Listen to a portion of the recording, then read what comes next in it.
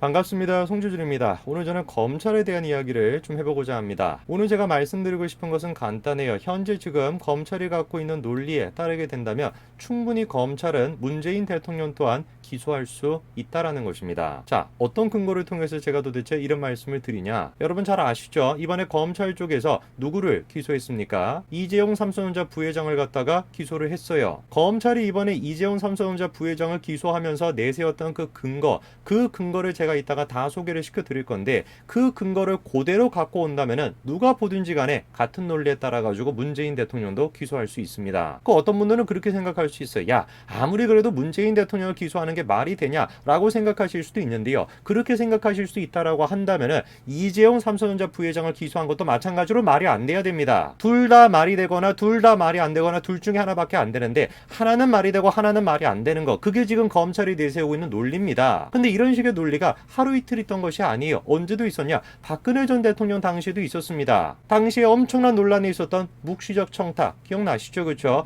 돈을 준 사람과 돈을 받은 사람이 있다라고 한다면 그게 지금 뇌물인 거 아닙니까? 그렇다라고 한다면 만약에 우리가 죄가 있다라고 한다면 둘 다 죄가 있거나 둘 다 죄가 없거나 둘 중에 하나밖에 없어야 되잖아요. 근데 당시에 어떻게 판결이 나왔습니까? 한 명은 죄가 있는데 한 명은 죄가 없대요. 받은 사람은 죄가 있고 준 사람은 죄가 없대요. 그게 어떻게 뇌물이 될 수 있습니까? 말이 안 되는 거니까 그때 만들어냈던 게 뭐예요? 묵시적 청탁이라는 걸 만들어냈던 거 아닙니까? 그런 식으로 비논리적으로 기소를 했던 사람들이다 보니까 이번에 이재용 부회장에 대해서도 마찬가지로 말도 안 되는 논리를 내세운 것입니다. 도대체 검찰이 어떤 근거를 통해서 이재용 부회장을 갖다가 기소를 한 것인지 오늘 저는 그 내용을 정리해드리고자 합니다. 같이 한번 좀 보시죠. 검찰이 이번에 전격적으로 이재용 부회장을 기소했습니다. 이번에 이재용 부회장에 대한 기소를 주도한 사람은 이복현 부장검사인데요. 이복현 부장검사는 윤석열 라인에 속하면서 윤석열 사단의 막내로 통합니다. 둘이서 이제 같이 주도한 사건도 굉장히 조금 많죠. 거기에서 특히 이제 눈에 띄는 것이 뭡니까? 2016년 박근혜, 최순실 국정농단 사건을 수사했던 사람들입니다. 저는 매번 말씀을 드렸습니다만 당시에 검찰이 윤석열 검찰총장이 주도가 돼가지고 박근혜, 최순실 국정농단 사건을 갖다가 저런 식으로 몰아갔던 것은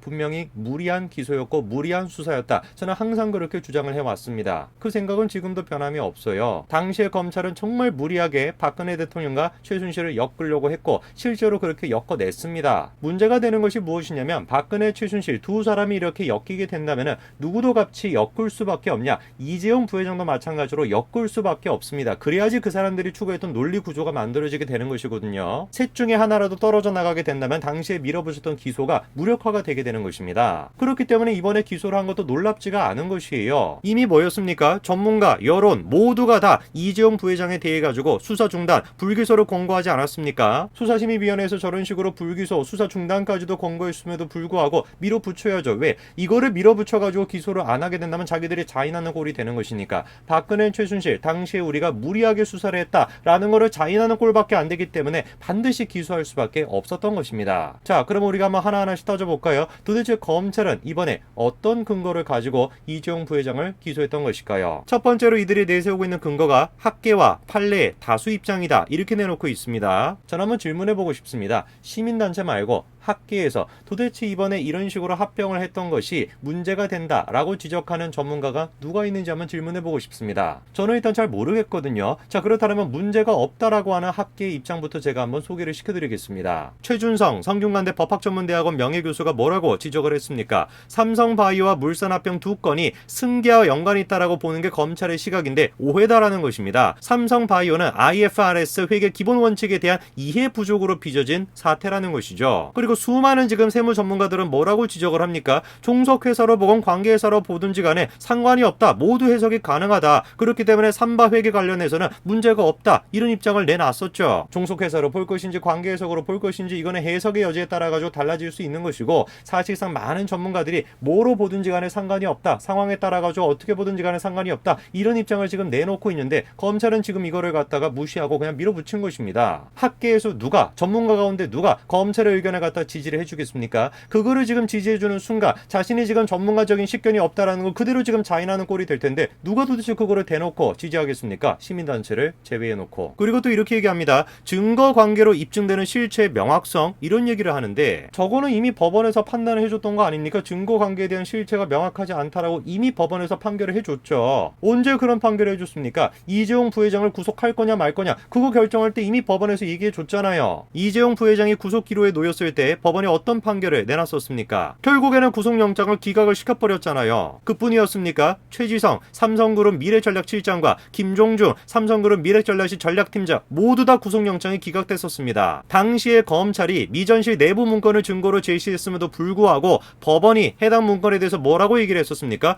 혐의 소명이 부족하다라고 밝히면서 이 부회장의 개입을 증명해줄 직접 증거라고 보기 어렵다라고 판단했죠. 제가 지금 검찰이 이 지금 사건 자체를 무슨 뭐 한 달, 두 달 이렇게 수사를 했으면 말을 안 합니다. 그리고 압수수색도 제대로 못했다라고 한다면 제가 말을 안 해요. 도대체 지금 이 사건을 몇 년이나 수사를 했습니까? 몇 번이나 지금 압수수색을 했습니까? 이거 보세요. 검찰이 지금 몇 년 가까이나 수사를 한 겁니까? 2년 가까이나 수사를 한 거 아니에요 지금? 18개월 동안 수사를 하면서 압수수색은 몇 차례나 했습니까? 50여 차례나 했습니다. 50여 차례나. 1년 6개월 동안 삼성 경영진 30여 명을 갖다가 100여 차례 소환 조사를 했고 50여 차례 압수수색을 했음에도 불구하고 결국에는 구속영장이 기각이 돼버리니까 당시에도 뭐라고 비판이 나왔습니까? 환부만 도려내는 수사가 아니라 환부가 나올 때까지 해모하며 별건 수사를 벌였다는 비판이 나왔었죠. 학계 입장도 아니고요. 그리고 또 증거에 대한 명확성도 아니라고 한다면 도대체 검찰은 뭐를 근거로 해가지고 이재용 부회장에 대한 기소를 결정했던 것일까요? 자, 이렇게 나와 있습니다. 사안의 중대성과 가벌성, 사법적 판단을 통한 국민적 의혹 해소의 필요성, 수사 전문가로 구성된 부장검사회의 검토 결과 세 가지를 지금 근거로 들고 있는 거 아닙니까? 근데 세 가지 중에서 세 번째가 뭐였어요? 부장검사회의 검토 결과 이거야 뭐 됐는 것이고 그럼 두 가지가 지금 뭡니까? 사안의 중대성 그리고 두 번째가 뭡니까? 국민적 의혹 해소의 필요성. 결론적으로 얘기를 해보면은 검찰이 이번에 이재용 부회장을 기소했던 가장 결정적으로 남아있는 두 가지 이유는 뭐라는 겁니까? 사안의 중대성과 국민적 의혹 해소의 필요성이라는 거예요. 제가 한번 질문해 볼까요? 지금 현재 시점에서 국민들이 가장 많이 의혹을 가지고 있는 게 뭘까요? 그리고 현재 지금 시점에서 가장 사안적으로 중요한 게 뭘까요? 바로 문재인 대통령과 관련된 거 아니냐 이거예요. 검찰이 지금 내세우고 있는 논리에 따르게 된다면 검찰은 지금 이 순간에 문재인 대통령을 기소를 할 수 있어야 되는 거 아니겠습니까? 제가 지금 억지를 부리는 것일까요? 제가 생각했을 땐 검찰이 지금 이재용 부회장을 기소를 하는 것만큼이나 똑같이 억지인 것이에요. 제가 지금 억지를 부리는 것일까요? 만약에 지금 영상을 보시는 분들 가운데 제가 지금 억지를 부리는 것이다라고 생각하신다라면은 검찰이 이번에 이재용 부회장을 기소한 것도 마찬가지 수준으로 억지를 부린다라고 생각하셔야 되는 겁니다. 아까도 제가 말씀드리지 않았습니까? 검찰은 이번에 분명히 억지로 이재용 부회장을 기소를 한 것이에요. 왜? 이미 자기들이 어떻게 했습니까? 박근혜 전 대통령에 대해 가지고 묵시적 청탁이라면서 기소를 한 장본인들 아닙니까? 그리고 결국에 대법관도 마찬가지로 어떻게 결정을 내렸습니까? 박근혜 전 대통령한테 묵시적 청탁이 있었다라고 인정을 해버렸죠. 당시 한번 다수 의견을 볼까요? 부정한 청탁은 구체적일 필요가 없고 대가 관계를 인정할 수 있을 정도로 특정되면 충분하다라고 판단했습니다. 부정한 청탁은 명시적이지 않아도 묵시적으로 가능하고 구체적일 필요도 없다라고 했죠. 박근혜 전 대통령에 대한 정치적인 평가는 사람마다 다 다를 수가 있습니다. 그러나 저 지금 선고는 누가 보든지 간에 문제가 있는 거 아니겠습니까? 세상 천지에 청탁을 한다라고 한다면 구체적으로 그거를 따져야 되는 거 아니에요. 얼마를 줬냐? 그리고 준거에 대해 가지고 어떤 대가를 받았냐? 그것이 명시적으로 확인이 되지 않았는데 어떻게 그것이 뇌물이 될 수가 있고 어떻게 그것이 청탁이 될 수가 있습니까? 어떻게 도대체 대법관이라고 하는 사람들이 구체적일 필요가 없다 이런 이야기를 할 수 있습니까? 소수 의견도 그 점을 지적하지 않았어요. 청탁이라고 하는 것은 명확해야 되는 것이라고. 당시에 저런 식의 다수 의견에 동조했던 대법관들은 정말로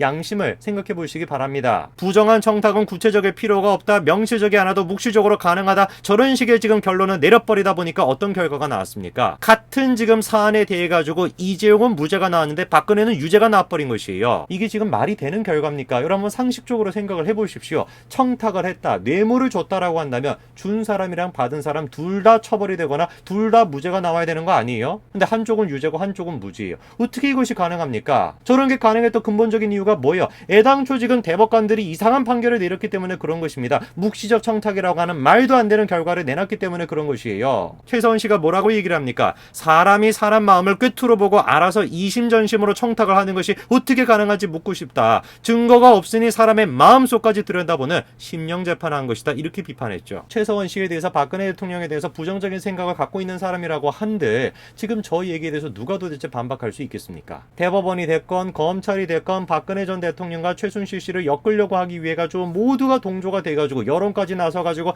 다 동조를 시켜가지고 말도 안 되는 억지 판결을 만들어 놓으니까 그거에 동조 기소했던 장본인들이 현재 지금 그 검찰이다 보니까 결국에 어떻게 한 겁니까? 이재용 부회장을 억지로라도 기소할 수밖에 없었던 것입니다. 저는 시대가 아무리 변하고 시간이 아무리 흘러든지 간에 상관없이 언제가 됐든지 간에 이거는 진실이기 때문에 저는 얘기할 수 있습니다. 당시에 검찰이 들고 왔던 논리, 현재 지금 검찰이 쓰고 있는 논리, 이 논리대로라고 한다면 언제든지 간에 검찰은 문재인 대통령을 기소할 수 있습니다. 오늘 저는 여기까지 말씀드리겠습니다. 감사합니다.